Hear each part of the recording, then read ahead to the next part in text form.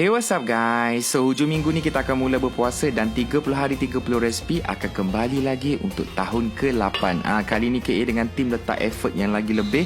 Kita spend masa lebih pada 2 bulan untuk shoot dan juga edit semua video.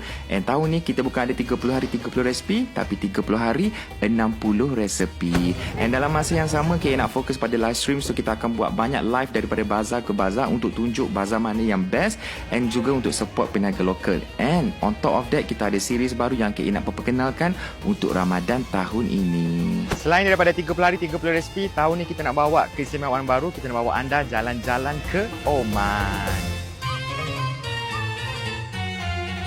So, untuk Oman series ni kita akan ada 8 episod eksklusif yang KA akan tayangkan sepanjang bulan Ramadan. Tahun ni memang banyak konten kita prepare, tak sabar nak share dengan anda semua. And selamat datang ke Khairul Amin Ramadan series tahun ke-8.